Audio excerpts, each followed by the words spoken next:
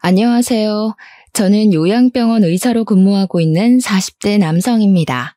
요양병원 의사로 있으면서 돌아가시는 분들을 흔치 않게 보게 되는데 삶과 죽음의 경계에 선 환자분들이 죽음을 앞두고 가장 후회하시는 것이 무엇인지 아시나요?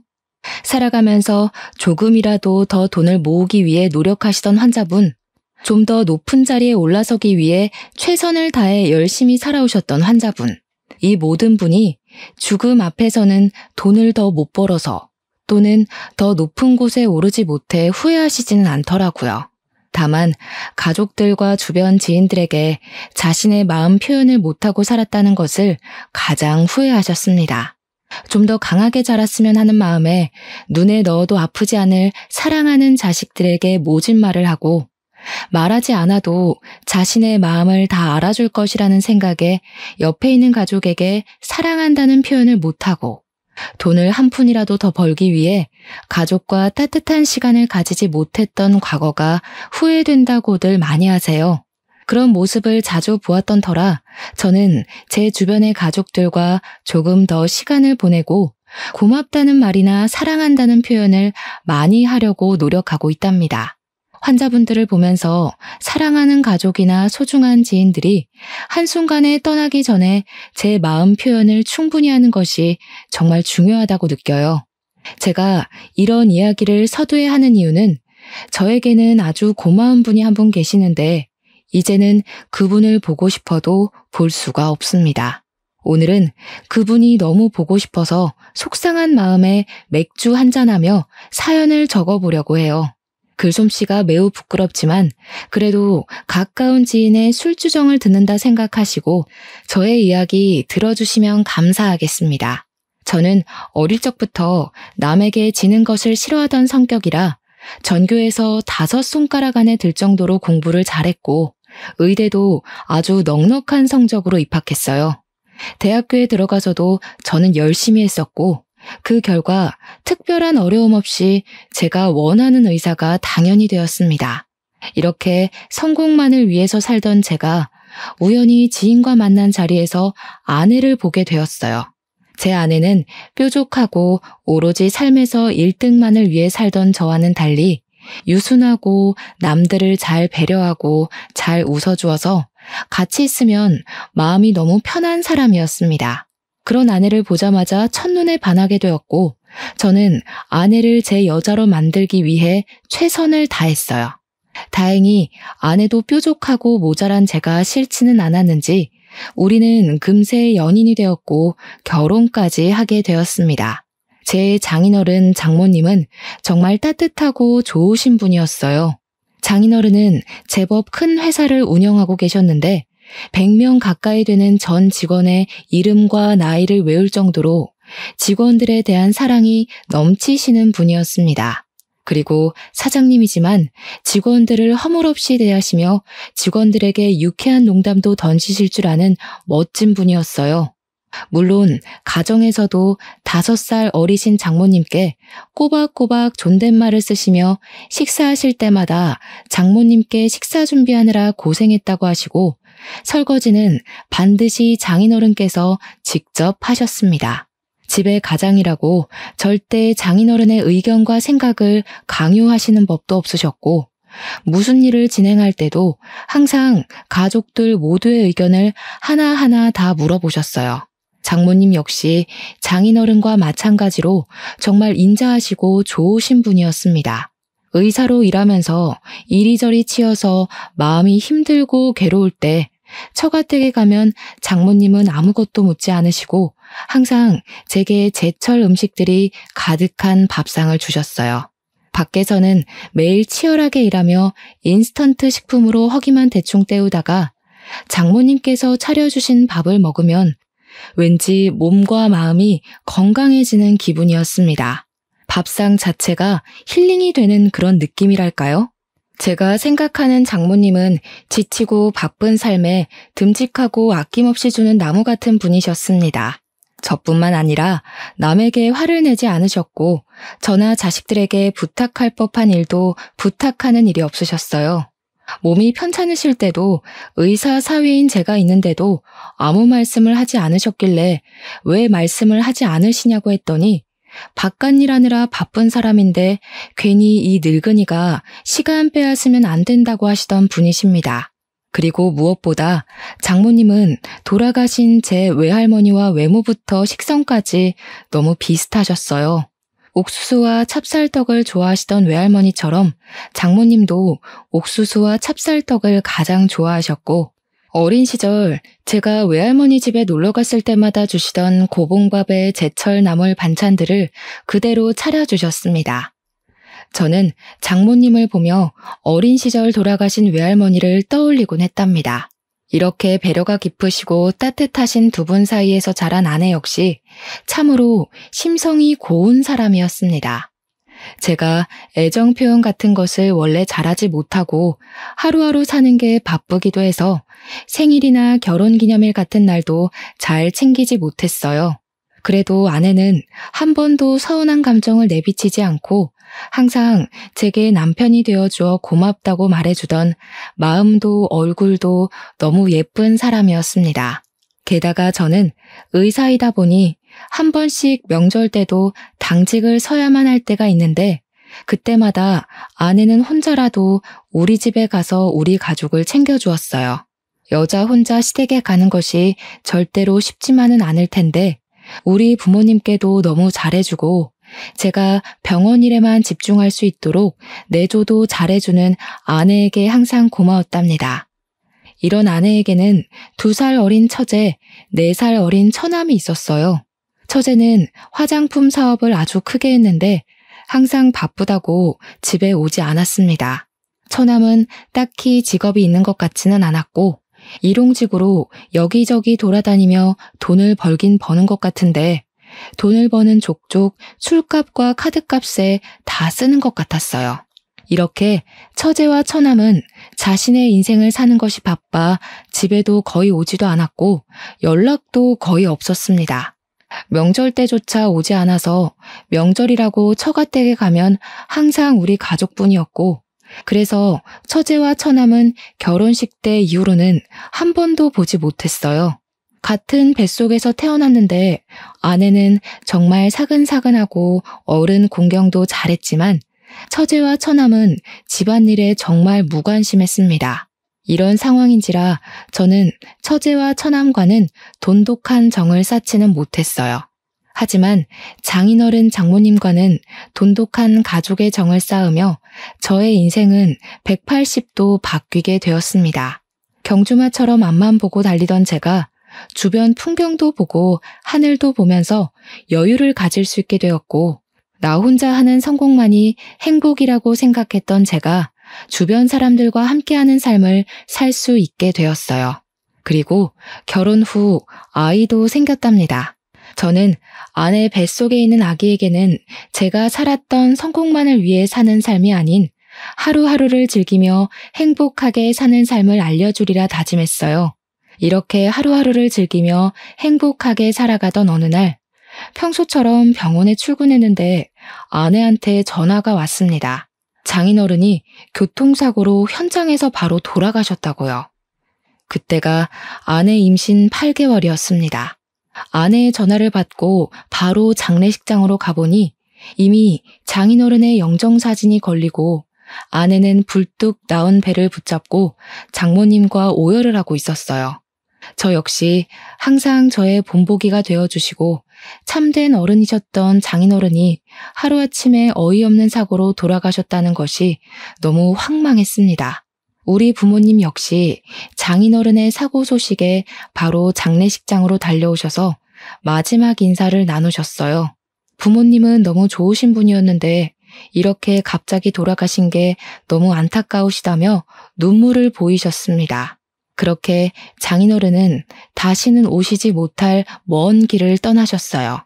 장인어른의 장례식이 끝날 때까지 처제와 처남은 오지 않았습니다.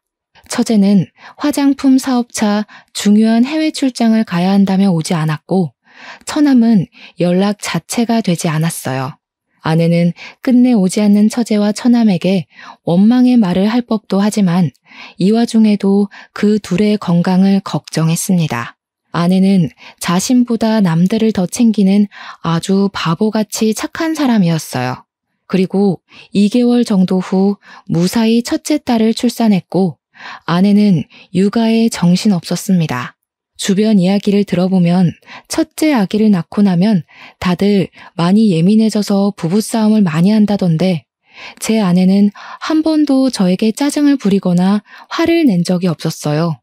오히려 환자들 상대하느라 힘들겠다며 여전히 저를 위로하고 걱정해 주었고 제가 설거지라도 대신해 주려고 하면 온종일 환자들 보느라 힘들었을 텐데 얼른 쉬라고 하며 저를 거실로 등 떠밀었습니다.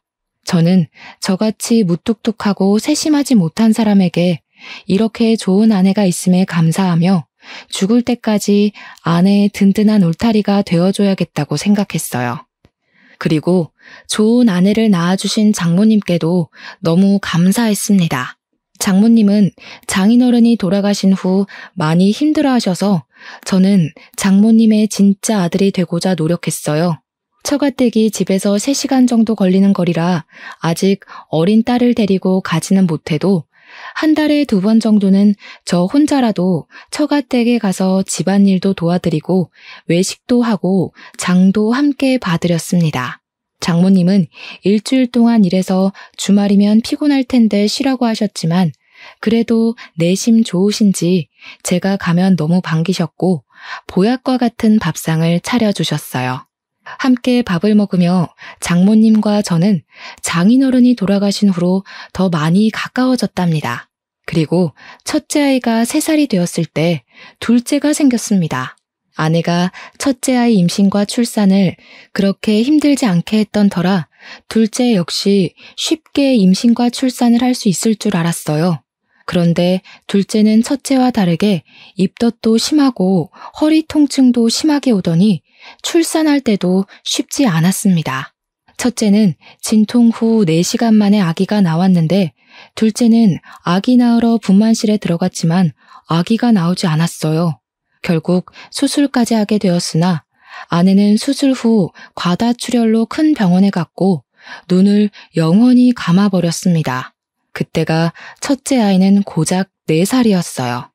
아직 엄마의 손길이 많이 필요한 어린아기가 둘이나 있는 상황에 저 혼자 육아하고 일을 할 생각하니 정말 막막했습니다. 제가 이 2딸을 잘 키울 수 있을까 걱정이 되었어요. 걱정과 눈물 속에 있는데 저에게 위로의 손길을 건네주신 분은 장모님이셨습니다. 평생을 함께 살자 다짐했을 장인어른과 헤어진 지 얼마나 됐다고 3자식 중 유일하게 항상 옆에 있어준 자식을 저 세상에 보내버린 장모님의 심정이 어떻겠습니까? 식사도 잘하지 못하시고 건강도 많이 안 좋아지셨지만 그래도 장모님은 끝까지 저를 걱정하셨고 위로해 주셨어요. 원치 않는 아내의 장례식을 치르는 동안 처제와 처남은 이번에도 역시 얼굴조차 비치지 않았습니다. 저는 솔직히 처제와 처남이 올 것으로 기대도 하지 않았어요. 자기 아버지 장례식 때도 오지 않았는데 아내의 장례식에 오겠습니까? 당연히 오지 않으리라고 생각했고 저는 제 인생에 처제와 처남은 없다고 생각하고 살기로 했습니다. 눈물의 장례식이 마친 후 저는 혼자 병원 일하며 아기까지 돌보기는 힘들고 어린이집에 보내자니 아직 마음이 놓이지 않아 베이비시터를 채용해서 아기를 맡겼어요. 다행히 베이비시터도 참 좋은 분이었고 저는 베이비시터를 믿고 마음 편히 일을 계속할 수가 있었습니다. 저는 아내의 장례식 후에도 아기들을 데리고 처가댁에 가고 싶었으나 저 혼자 어린아이들을 둘이나 데리고 장거리 운전하기가 쉬운 일이 아니었어요. 그래서 처가댁에는 가지는 못하고 대신 매일 퇴근 후 영상통화를 하며 아기들이 커가는 모습을 장모님께 보여드렸습니다. 이렇게 아내가 하늘나라에 가고 나서도 저는 장모님과 계속 연락을 주고받으며 장모님의 아들처럼 살아가고 있었어요. 시간이 흘러 어느덧 둘째 딸이 둘이 되었습니다. 장모님과 우리 가족, 그리고 지인들을 초대해서 돌잔치를 하는데 아내가 더 미치도록 보고 싶었어요.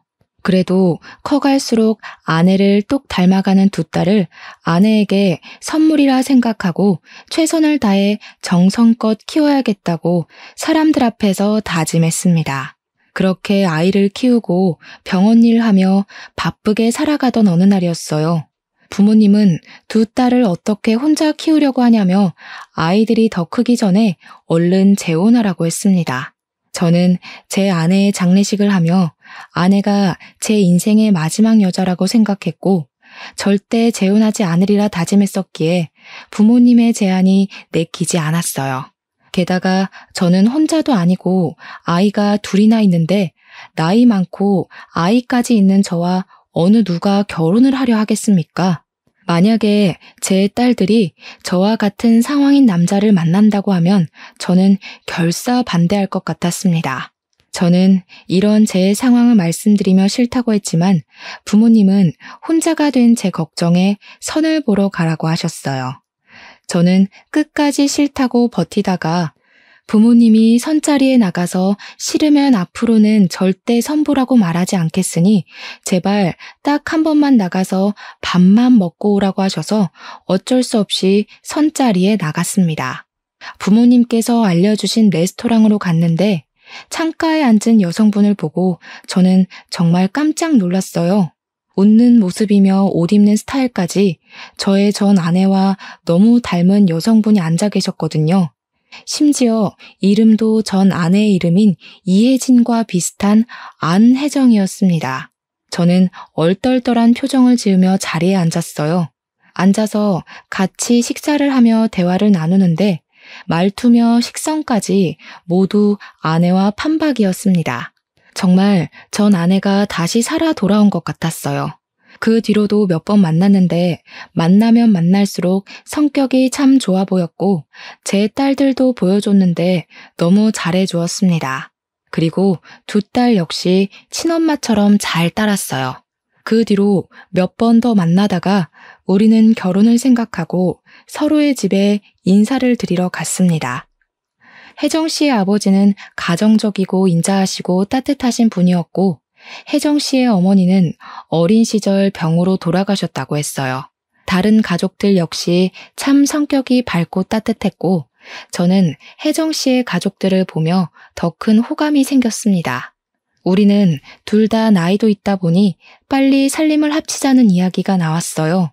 매일 하던 영상통화도 왠지 모르는 죄책감에 전화하지 못했고 그래서 장모님께 전화를 드리는 횟수가 일주일에 한 번, 한 달에 한 번까지 줄어들게 되었습니다. 그러다가 연락이 자연스럽게 끊겼고 저는 혜정 씨와 재혼을 해서 우리 아이들과 새로운 가정을 꾸리게 되었어요. 그렇게 몇 년이 지났습니다. 아내는 마치 처음부터 두 딸의 엄마였던 것처럼 딸들을 잘 챙겨주었고 딸들 역시 아내를 친엄마처럼 잘 따랐어요. 아내는 저와 가족들에게도 정말 잘해주었고 우리는 겉으로 보기에는 정말 행복한 가정을 이루고 있었습니다. 하지만 여전히 제 마음속에는 하늘나라로 간 전 아내에게 미안한 마음과 전 장모님께 재혼했다는 사실을 말씀드리지 못해 죄송스러운 마음이 가득했어요. 이렇게 행복함과 죄책감 사이에서 살아가던 저는 오랫동안 일하던 병원을 떠나 새로운 곳으로 가게 되었습니다. 그 병원은 집과도 더 가까웠고 월급도 꽤 많았으며 복지도 좋은 곳이었어요. 새로운 병원에 처음으로 출근한 날 수간호사님께 입원한 환자들에 관한 이야기를 듣는데 전 장모님과 성함, 나이가 같으신 분이 계셨습니다. 그분의 진료 차트를 보는데 뭔가 가슴이 쿵 내려앉는 기분이었어요. 저는 수간호사님께 이분은 어쩌다가 요양병원에 오셨는지 어디가 편찮으신지 물었습니다. 수간호사님은 전 장모님이 타 병원에서 치매 전 단계라고도 볼 수 있는 경도인지장애 진단을 받으셨다고 해요. 그런데 우리 병원 직원들이 확인한 결과 대화도 잘 되시고 일상생활도 충분히 가능하셨습니다. 물론 치매로 발전하지 않으려면 치료가 필요하기는 했지만 그렇다고 요양병원에 입원해야 할 만큼 심각한 단계는 아니라고 해요. 그런데도 딸이 1년 정도 전에 병원에 거의 버리다시피 맡기고 한 번도 오지 않고 병원비만 내고 있다고 합니다.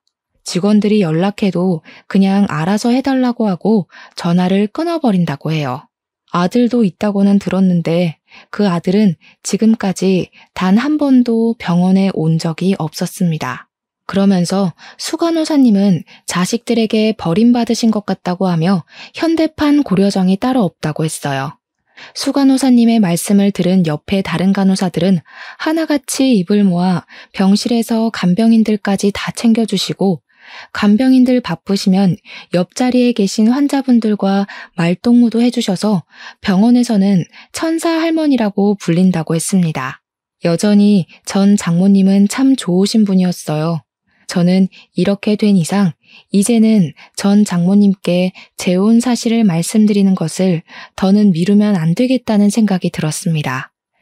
회의를 마치고 떨리는 마음으로 장모님이 계시는 병실로 갔어요.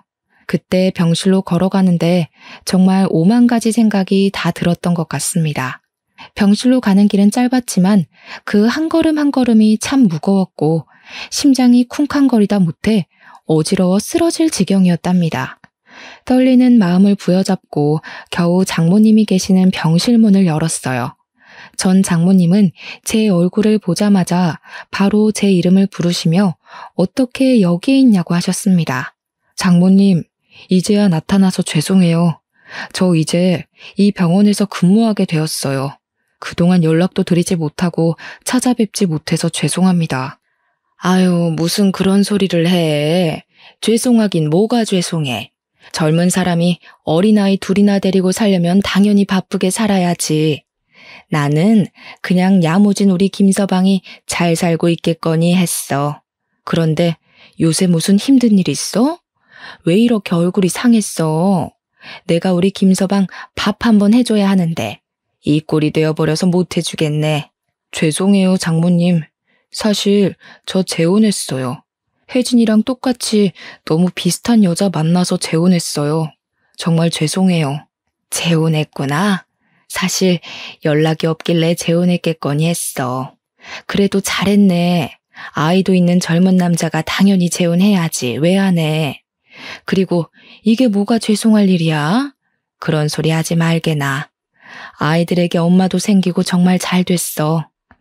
내 딸 혜진이가 먼저 간 것은 안타깝지만 그래도 이 땅에서 산 사람은 삶을 이어나가야지. 안 그래?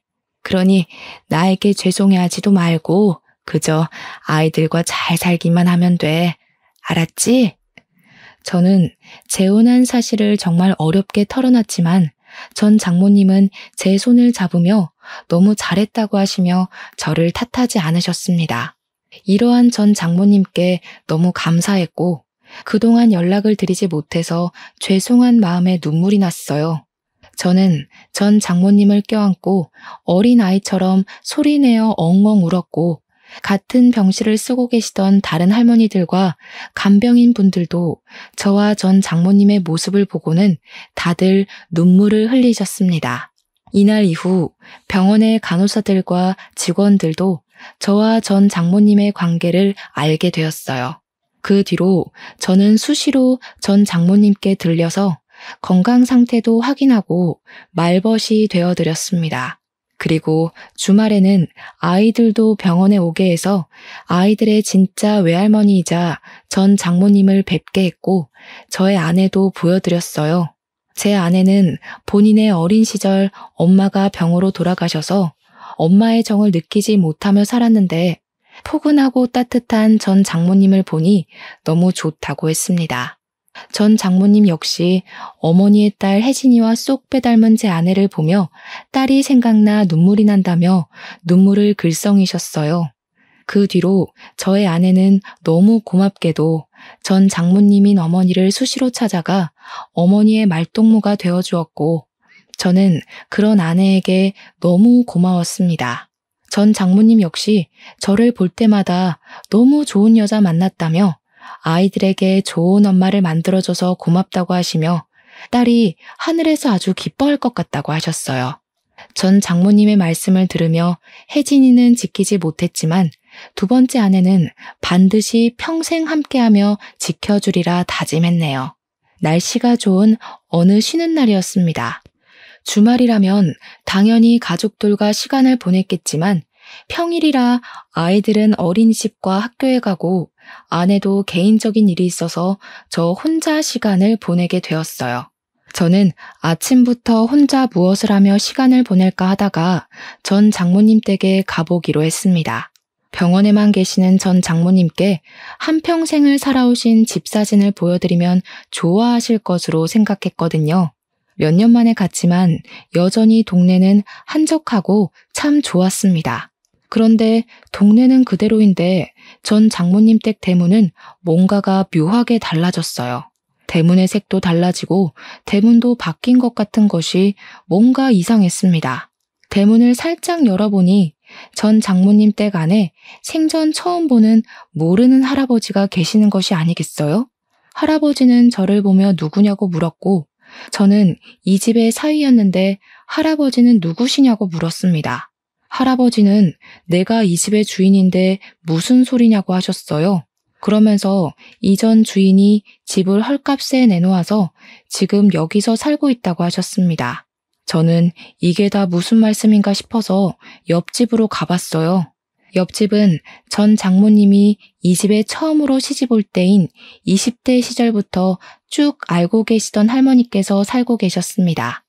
다행히 옆집 할머니는 이사가지 않고 여전히 계셨고 저는 할머니께 그동안 있던 일들을 들을 수 있었어요.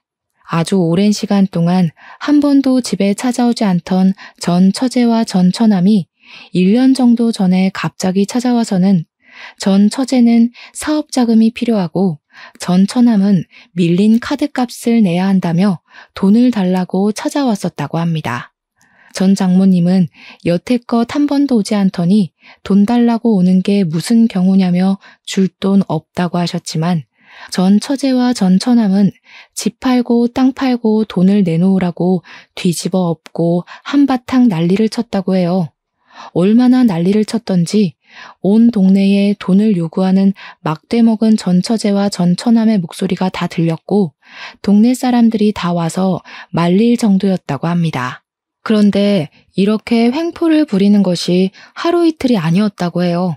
처음에는 한 달에 한 번꼴로 오던 전 처제와 전 처남은 점점 돈이 궁해지자 매주 왔고 나중에는 아예 집에 눌러 살며 전 장모님을 그렇게 못살게 굴었다고 합니다. 결국 전 장모님은 동네 사람들에게 민폐라며 집과 땅을 다 팔아 그들에게 돈을 주었다고 해요. 이때 전 장모님이 자식들의 행패에 충격을 받으셔서 그런지 자꾸 깜빡깜빡 하셨고 그 모습을 보았던 전 처제가 병원 진료를 받게 했다고 합니다. 병원에서는 치매 초기 단계라고 진단을 했지만 20대 때부터 계속 봐왔던 옆집 할머니는 잠시 충격이 있어서 그랬지 평소 생활은 아주 멀쩡했다고 해요. 심지어 옆집 할머니보다 더 기억력도 좋으시고 멀쩡했는데 전 처제는 치매라고 하며 요양병원에 강제로 입원시켜버렸습니다. 그렇게 요양병원에 간 뒤로는 연락이 끊겨버렸대요. 제가 옆집 할머니께 제가 지금 근무하는 병원에 어머니가 계신다고 하자 그나마 잘 되었다고 하며 너무 착하고 여린 사람인데 말년에 고생한다고 안타까워 하셨습니다. 저는 옆집 할머니의 말씀을 듣고 너무 화가 나서 견딜 수가 없어서 바로 그 집에서 나와 전 처제와 전 처남에게 전화를 했어요. 평소에 연락처 관리를 거의 안 해서 아직도 저장되어 있었습니다. 전 처남은 전화를 받지 않았고 전 처제는 제 전화를 받더니 누구냐고 했어요. 처음에는 제 이름을 말해도 누군지 모르다가 제가 전 아내의 이름을 말하자 겨우 기억해내며 무슨 일로 전화했냐고 했습니다. 처제가 장모님 입원시킨 병원이 내가 근무하는 병원이야. 지금 장모님 댁에 와서 이야기 다 들었는데 진짜 기가 막히네. 어떻게 장모님의 땅과 집 다 팔아먹게 하고 그것도 모자라서 요양병원에 강제로 입원까지 시켜? 우리가 이러든 말든 형부가 무슨 상관인데요? 아, 이제 우리 언니도 죽었으니 형부도 아니지 뭐. 괜히 우리 집 미래 신경 쓰지 마시고 아저씨가 알아서 잘 먹고 잘 사세요. 언니가 죽었으면 이제 남남이나 다른 것이 없는데 왜 남의 집 미래에 감나라 배나라예요? 그렇게 우리 엄마가 안쓰러웠으면 이런 일이 있기 전에 연락이라도 하든가. 솔직히 아저씨도 우리 언니 죽고 나서 연락 끊었잖아요. 그러면서 인제 와서 웬 착한 척? 우리 엄마 재산 좀 받을 게 없나 했는데 우리가 다 가져가서 실망했나 봐요. 뭐라고? 너희가 그러고도 사람이야? 장인어른, 내 아내 장례식도 오지 않았을 때도 사람이 아닌 것은 알았지만 세상에 이 정도인 줄은 몰랐다. 너네 그렇게 살다가 천벌받아. 너희들이 과연 그 돈으로 잘 살 수 있을 것 같아? 저희가 어떻게 살든 말든 신경 쓰지 마시고요. 아저씨는 알아서 잘 사세요. 지금 재산 못 받아서 억울해서 화풀이 하시는 모양인데 정 그리 억울하시면 제가 제 몫에 약간은 떼어드릴게요. 생각해보시고 연락 주세요. 저는 사업차 바빠서 이만 끊습니다. 전 처제는 자신의 잘못이 뭔지 하나도 모른 채 아주 뻔뻔했습니다. 저는 전화를 끊은 후 바로 병원으로 달려갔어요. 늦은 밤이 돼서야 병원에 도착했는데 전 장모님은 창밖을 바라보시며 눈물을 훔치고 계셨습니다. 눈물을 흘리시는 모습을 보며 저는 제가 전 장모님을 모셔야겠다고 다짐했어요.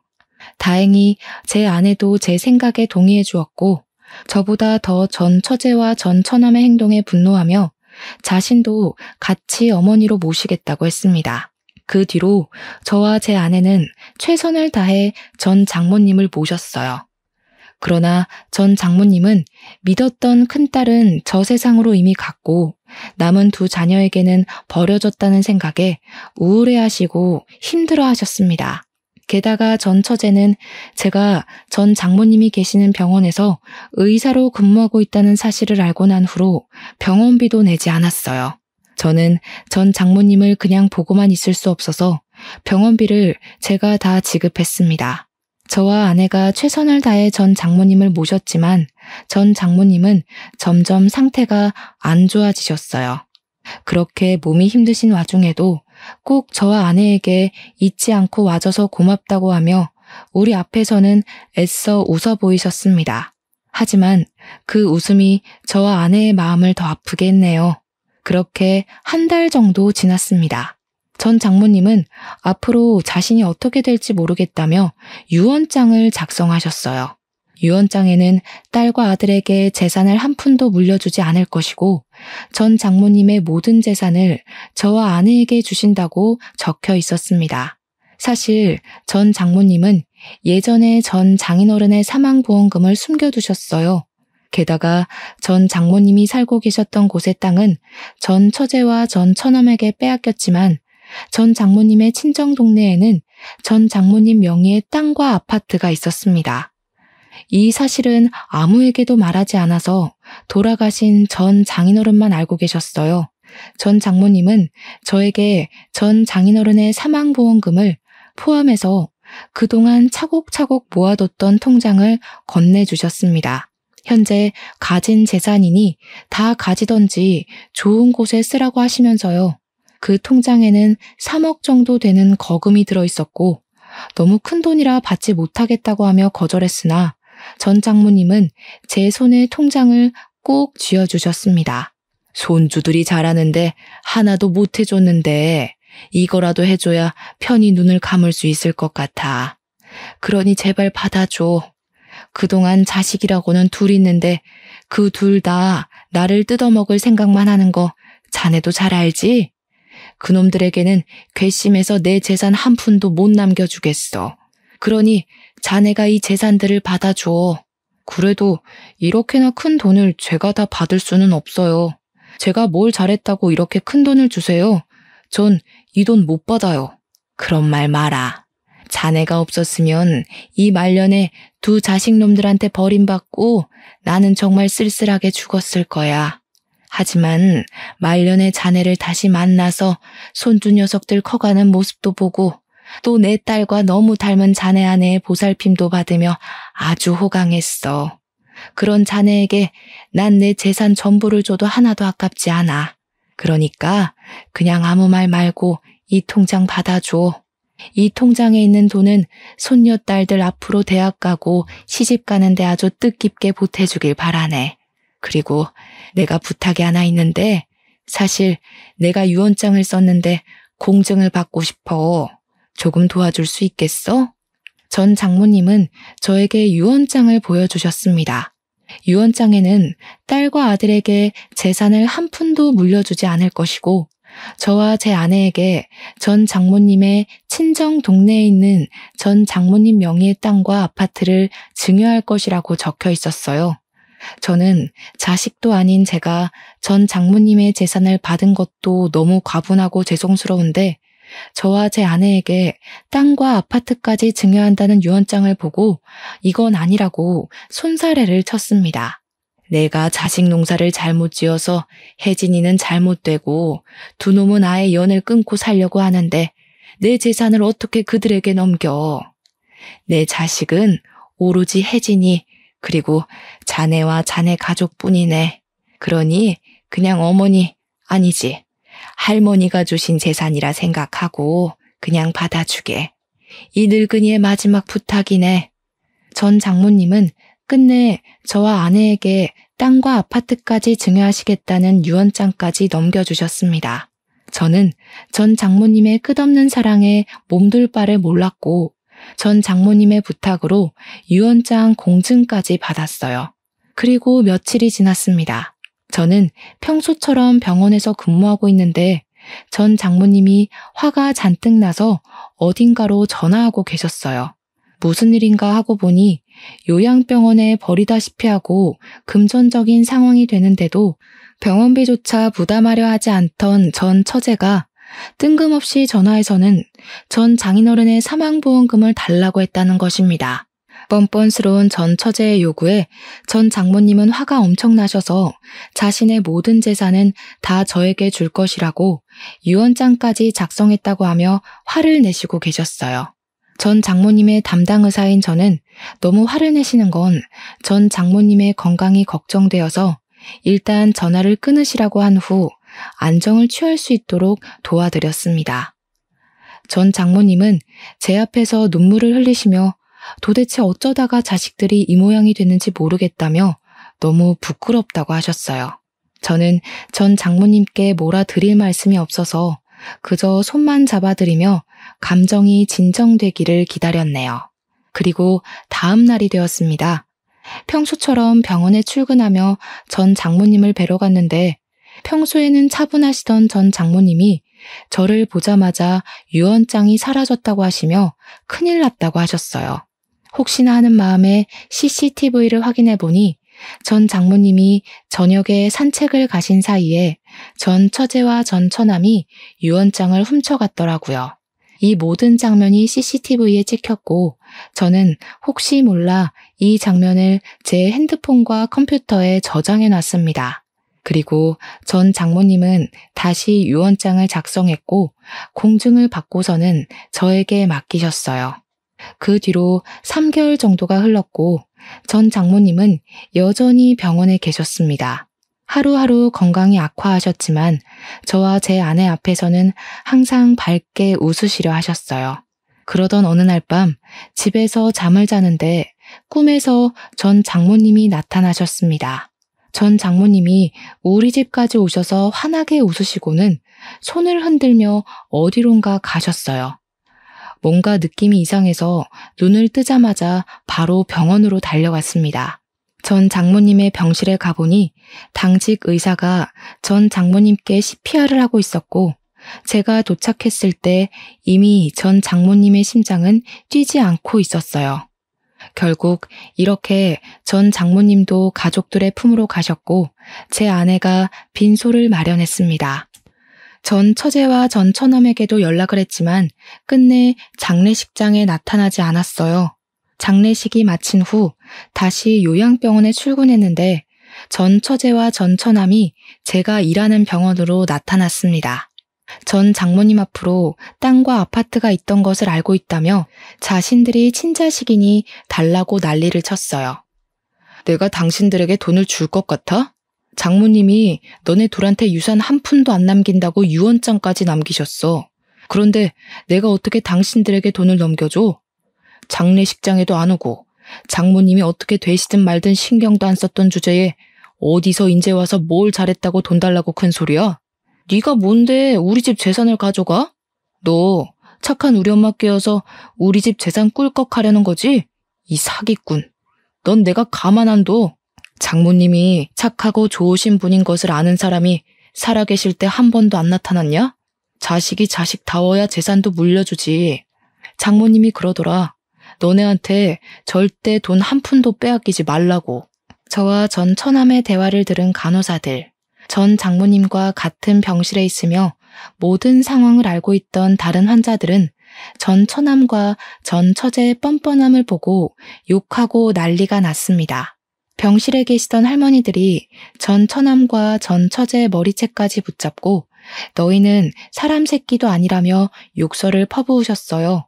그들은 할머니들에게 머리채를 잡히면서도 자기들 사정을 구구절절 읊기 시작하며 돈이 필요하다고 했습니다. 전 처제는 그리 잘 나가던 화장품 사업이 쫄딱 망해 급전이 필요한 상황이었고 전 처남은 사채로 쫓겨다니는 중이라 돈이 필요하다고 제발 살려달라고 하며 돈을 달라고 했어요. 그들의 사정이 딱한 건 알겠으나 안타까운 마음은 하나도 없었고 나가라고 해도 나갈 생각이 없길래 경찰에 신고해서 쫓아냈습니다. 그 뒤로 이들이 저를 상대로 유류분 반환 청구 소송을 했지만 저 역시 가만히 있을 수 없어서 변호사를 선임했어요. 무엇보다 이전에 전 장모님의 유언장까지 없애려고 한 것이 괘씸했습니다. 소송 결과 유언장을 가져갔던 것이 상속 결격 사유에 포함되어 그들의 소송은 기각되고 저는 전 장모님의 재산을 지킬 수 있었어요. 이렇게 지킨 전 장모님의 유산은 절반은 우리 아이들의 미래를 위해 쓰고 남은 절반은 전 장모님의 이름으로 독거 노인들을 위해 기부할 예정입니다.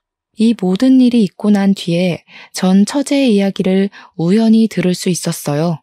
전 처제는 사업을 키우며 일하느라 가족들도 무시하고 바쁘게 살았지만 결국 사업이 망해 직원들에게 입금을 주지 못하고 이런저런 복잡한 사정으로 사기죄에 횡령죄까지 추가되어 결국 많은 채무를 떠안고 감옥에 갔다고 합니다. 전 처남은 사채로 쫓겨다니며 산다고 들었는데 어디서 살았는지 죽었는지도 몰랐어요. 그러다가 2달 정도 전에 술 약속이 있어서 집 근처 번화가의 지하철역 근처에 갔는데 거기에 아주 낯익은 사람이 길바닥에 앉아 돈을 구걸하고 있었습니다. 자세히 보니 전 처남이더라고요. 제가 10,000원짜리를 주었더니 전 처남이 제 앞에 무릎을 꿇으며 감사하다고 하고 저를 올려다 보았습니다. 전 처남은 저를 빤히 보더니 이내 눈빛이 변하고 고개를 획 숙였어요. 부모 형제 다 저버리고 돈 욕심만 내더니 결국 이렇게 노숙자가 됐네. 꼴이 이게 뭐야? 그러니까 평소에 잘 좀 살았어야지. 부모님이 살아계실 때 한 번이라도 더 찾아뵙지 그랬니? 지금부터라도 열심히 살아봐. 뭐 남들처럼은 못 살아도 이런 거지 꼴은 면할지도 모르잖아. 전 처남은 제 말에 고개를 푹 숙이더니 엉엉 울었습니다. 저는 눈물을 흘리며 우는 전 처남을 뒤로하고 제 갈 길을 갔고 그 뒤로는 번화가 그 어디에도 보이지 않더라고요. 어제는 가족들과 함께 전 장인어른, 전 장모님, 그리고 전 아내가 모두 다 함께 있는 납골당에 다녀왔습니다. 저의 전 아내가 드디어 한자리에 만났으니 하늘에서는 아무 고민 걱정 없이 편하게 살았으면 좋겠네요. 또한 이러한 저의 모든 상황을 이해해주고 저의 2딸을 자신의 친딸처럼 잘 키워주고 있는 저의 아내에게 너무 고맙다고 말하고 싶습니다. 저는 전 아내의 가족들을 만난 후로 매일매일 제 가족에게 고맙고 사랑하는 마음을 많이 표현하며 살려고 해요. 여러분도 나중에 후회하지 말고 마음 표현을 많이 하면서 살아가세요. 지금 옆에 있는 내 가족들, 소중한 사람들이 갑자기 한순간에 갑자기 떠날 수도 있음을 명심하면서요. 저의 사연은 여기까지입니다. 지금까지 들어주셔서 감사합니다.